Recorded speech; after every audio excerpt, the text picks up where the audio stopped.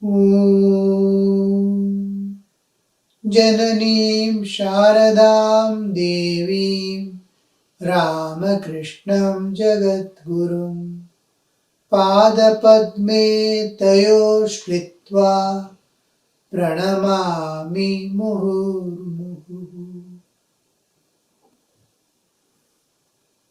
As a part of the Navada Bhakti, we are under the Archana, and in that we were going through the puja procedure with the Manasa Puja, in which we offer various things to the Lord. Attain, conquer, attain, and offer. Various flowers, Bhava Pushpa. Each one enhances our Bhava for the Lord. Each release becomes a freedom. You are released from Maya, released from Ahankara, released from each expansion. You feel more and more closeness with God. We are bound by so many things. Even thought of God doesn't appear to us. Maya is so powerful. And to have constant, unbroken thought of God, by which you have crossed much of your sadhana path. If you can get unbroken thought of God, then you have reached a great state. Half your journey is finished. And unless the Maya goes away, it will be very difficult for you. So this each is something like a conquest and attainment, and it is an offering. So we see here we have come up to the Indriya Nigraha of the last five, Ahimsa over, Indriya Nigraha. Indriya and Indriya Vishaya and Indriya we saw belong to the one and the same source, and we see them separated, and one is kept in the jiva, one is put in the universe, so that we interact with the world. I am able to perceive the world because sense is within me, sight is outside. I am able to perceive all the prapancha made up of the five. Five senses are inside, five objects of senses are outside. So there are three things in me. One is material body, which is tamas, which is a part of the universal matter.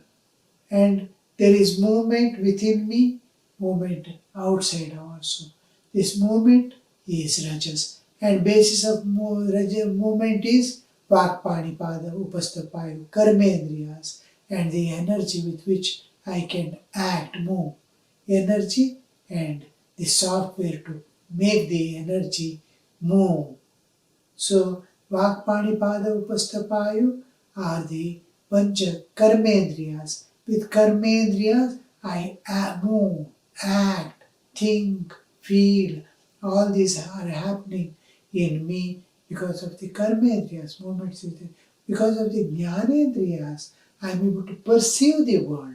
I am able to move in the world and act in the world because of the Karmendriyas. And Jnanendriyas, I am able to perceive this world and be a part of the universe with the bodily existence of tamas.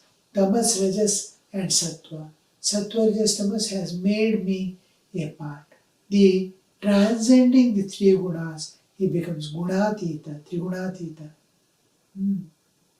So here Indriya is a part of my existence, and objects of senses are similarly movement. So we have two sets of Indriyas, one Karmendriya and Jnanendriya. And Karmendriya, Jnanendriya cannot be independent. It needs a backing, ashraya, which receives the information, analyzes and makes me. And I need a decisive part to take a decision. I have to go. I have to search for food. I have to eat. The decision. The senses only bring the information that there is a food. They bring the information. There is an apple. Mind recognizes it from the past memories. Oh, it's an eatable. It is an apple. And Buddhi decides what is to be done with it. How to reach it, how to take it, how to eat it. Buddhi. So all these cooperate in the whole movement. Now, if we leave free these senses, these Panchajnanendriyas and Panchakarmendriyas, if we leave free, it will start floating here, there. And this universe is bound by the law of cause and effect. I do action, I get a reaction. I don't know what kind of reaction comes. Unless, so every action is constantly bringing reaction. I see a thing, it's an action. A reaction is coming. I want that. So the action and reaction, I am bound by that. And I go and put my hand. Somebody says something to me, I say something. Vakendriya. Karnendriya has received the information that that person is scolding me or loving me, so telling something. I react. So karma is taking place, knowledge is taking place, and the bodily existence is subjected to the effects of that. I am body. I am bodily existence. In waking states, I identify with body unless I am a realized soul. So all beings are the bodily existence, and the reaction come to the body. And I will be a constant. Indriyas are working, Karmendriya and Jnanendriya, and I am being constantly tossed in this universe. When will I get relieved? What should I do? What should I not do? Now, Indriyas, whether mind or senses or vak or any aspect of my existence, buddhi, they cannot remain silent. They constantly keep working. Now, how not to get? It cannot remain because it is made for that. Karmendriyas are made to act. Senses are made to see because the half is kept here, half is kept the other side. Senses are kept, sense objects are there. So it wants, the wanting and holding it is the karma. I don't want it, pushing it away from my is karma, action, and action as a reaction. And I fall in the vicious circle of the karmic cycle. It endlessly goes on. Now you cannot stop them working. So what do? I divert it to other place. So Indriya Nigraha is my Jnanendriya, Karmendriya, which are prone to, and it is a law of nature. I am trying to divert it. I am going to stop their movements in the way that is going to bind me. I am going to turn it in such a way. I am going to do the same action with the same senses, so same indriyas. I am able to get released instead of being bound. So Indriya Nigraha is a process by which I am releasing myself from the possible bondages, future bondages, past bondages, what all I am bound by senses. It has made me a slave. I have got slavery now. I am slave to my senses. I am slave to my mind. And I have to undergo the effects of the past. Now what I do? I turn them through sense control. Sense control is not only withdrawal. If you withdraw, you cannot keep it. It is always under pressure and activity. So withdrawal and diverting it. This Indriya Nigraha has two aspects. One is withdrawal from the forces. It is prone to go and diverting. It is like putting a dam across a river and diverting it for cultivation. It's going to be wasted. It is going to the ocean. Again the rain becomes cloud, again rain falls, again it moves. The cycle goes on.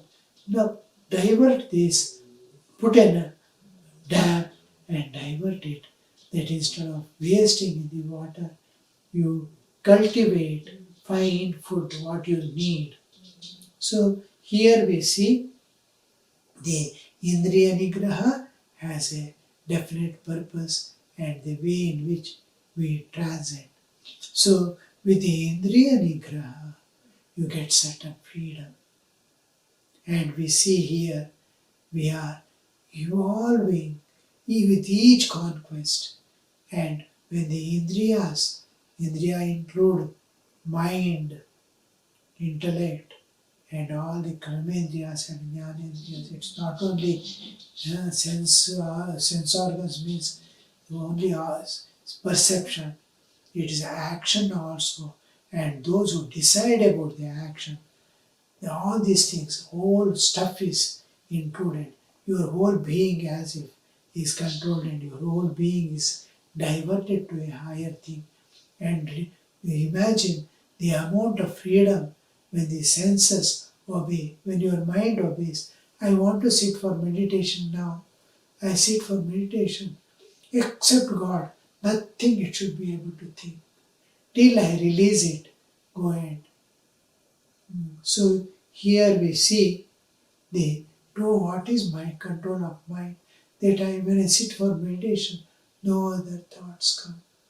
Senses do not demand anything. Whole thing is within your control, total control.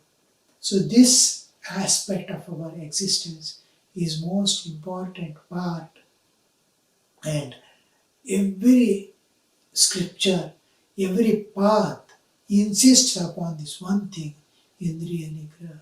Control your mind, control your mind, control your senses, divert them from the world to the divine, divert them.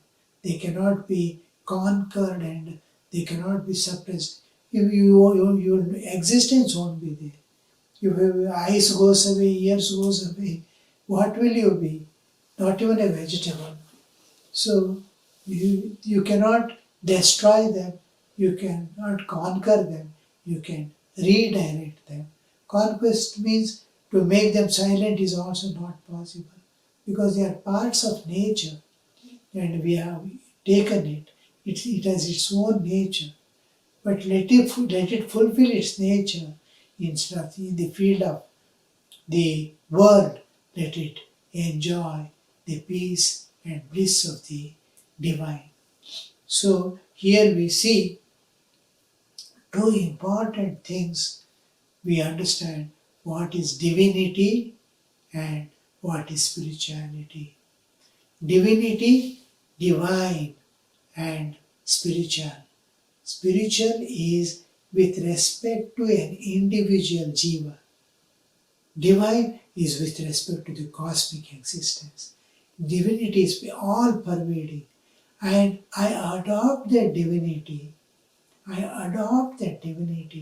To become divine. This is spirituality. The divinity is within me, hidden. I want to manifest this divinity. In everyone, I again and again say, in everyone there will be animalhood, humanhood, and divinehood. We have to destroy the animalhood. We have to manifest the divinehood by transcending the humanhood, going beyond the humanhood. Animalhood is to be destroyed, humanhood is to be transcended, and divinity to be manifested. This manifestation of divinity within us, to be able to perceive divinity everywhere, is spirituality.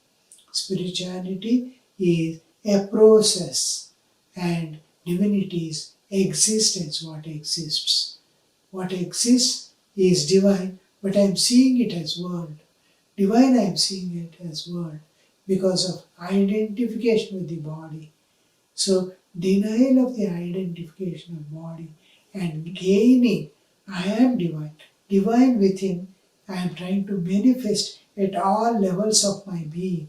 My body becomes divine, my mind becomes divine, my senses become divine, my pranas become divine, my intellect becomes divine, my feelings become divine. The whole all layers of my existence becoming divine. This process of becoming divine is spirituality. Spirituality and divinity. Divinity is what exists, spirituality is what it adopts to become divine. So, divinity and spirituality are two aspects of the thing. One existence is something like being and becoming. Being and becoming. The universe. Universe is constantly becoming, and we are in the becoming. The absolute existence is being. Uh, there is no change. This is a process, and this is existence. So, divinity and spirituality, this is the difference. So, with each conquest is a part of spirituality. Each manifestation of divinity. So, we will be becoming divine and will be becoming.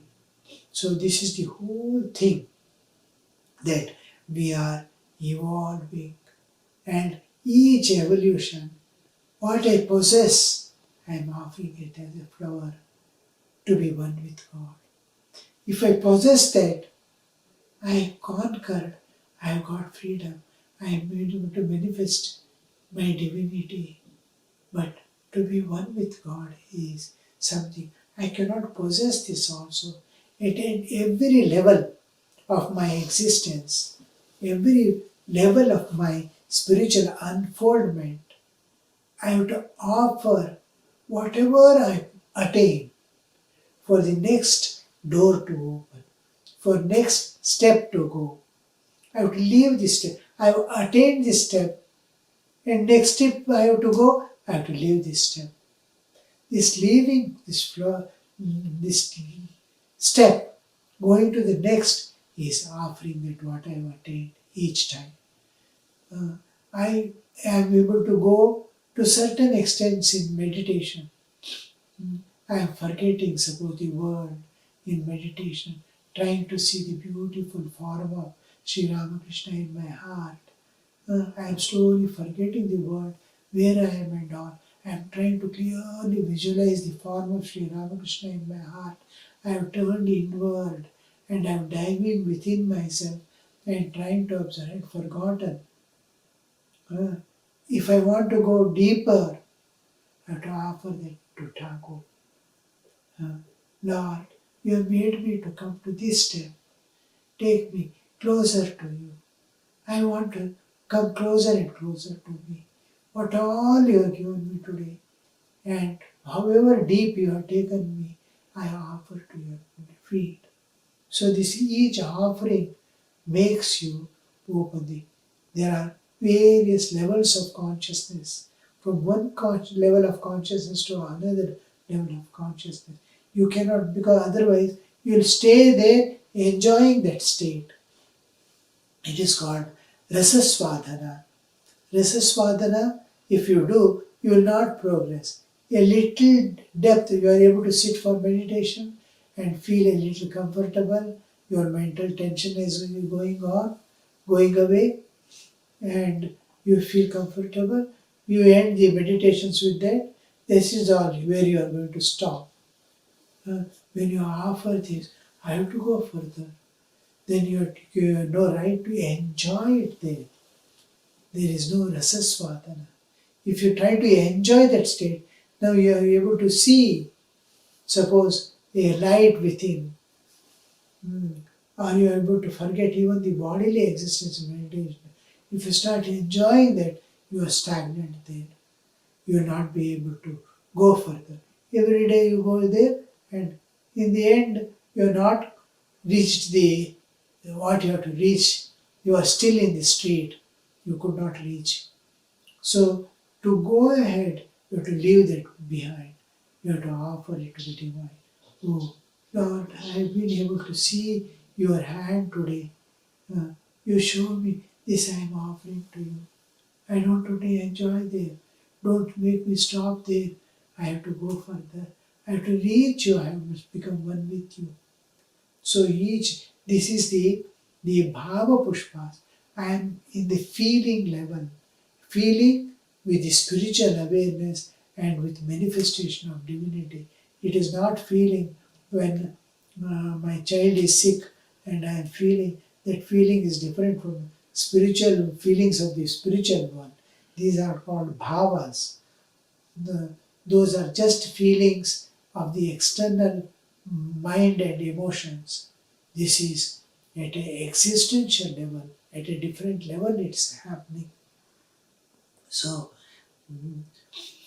Indriya Nigraha, and we offer it to the Lord. Then comes the Daya Pushpam. Now, my part in the sadhana is almost over. Now, I have to dedicate in such a way that I must become the divine, that I am able to give something to this world. Now, God has made me to such an extent that I am totally free, I am totally full within myself. My garden is full. My garden, God had given me a garden. Various flowers I grew. The whole thing I have utilized. Varieties of colors, varieties of flowers, varieties of fruits I have got, and nothing more can be done. Now, what I have attained, let the people come and enjoy my garden. Let them eat the fruits. Let them enjoy the sight. Let them feel the breeze. Let them feel the fragrance. To give this is Daya Pushpa, Kshama Pushpa, and Jnana Pushpa. Jnana Pushpa, these three, the last three are offering to the Lord as the Vishwarupa. I was all through offering the Bhava Pushpas to my personal God.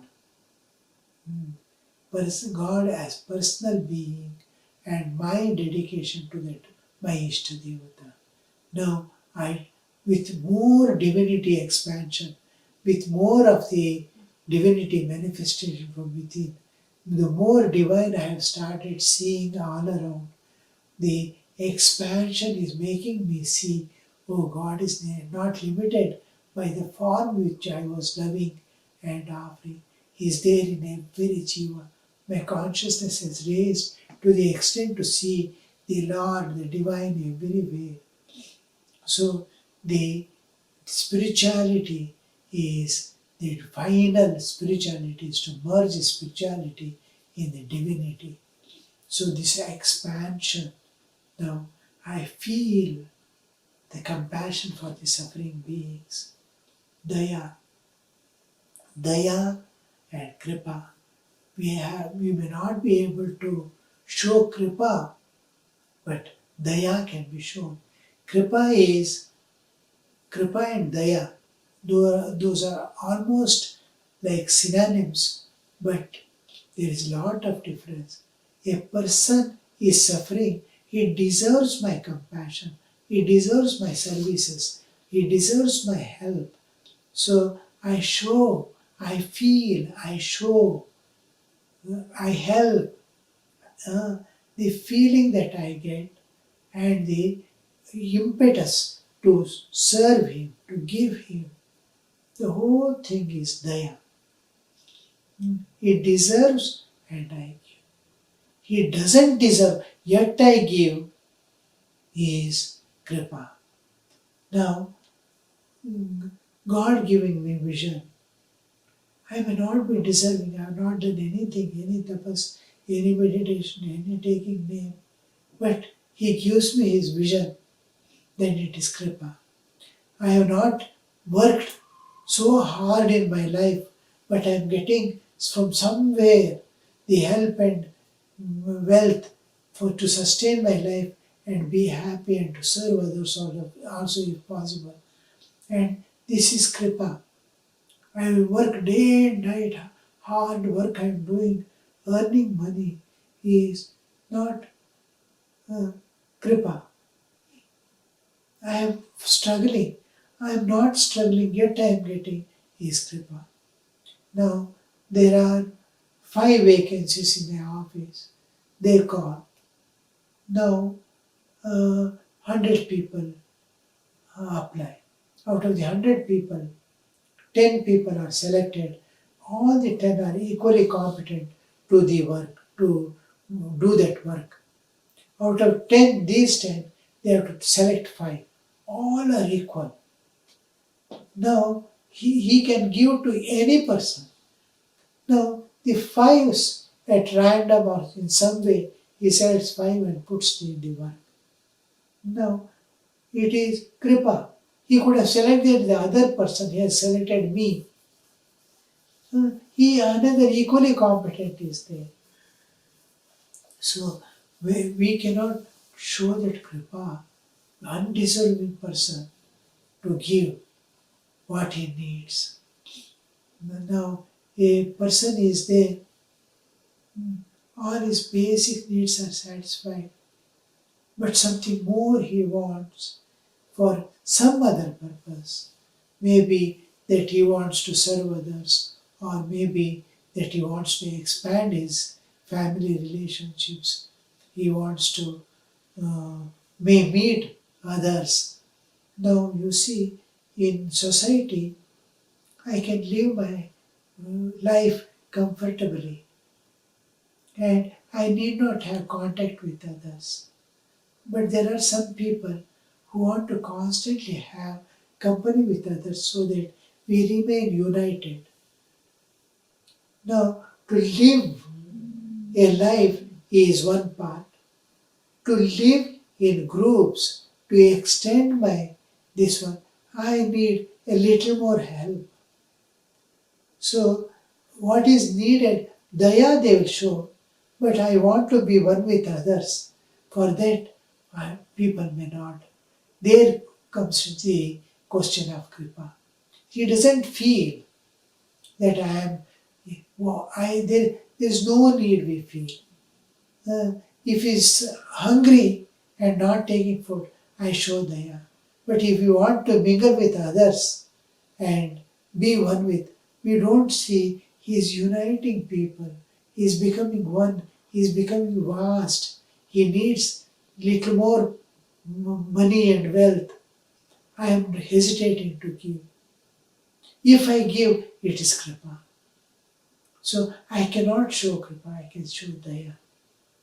So at least whatever you can do, wherever you see the suffering, if you cannot do anything, at least praying for them.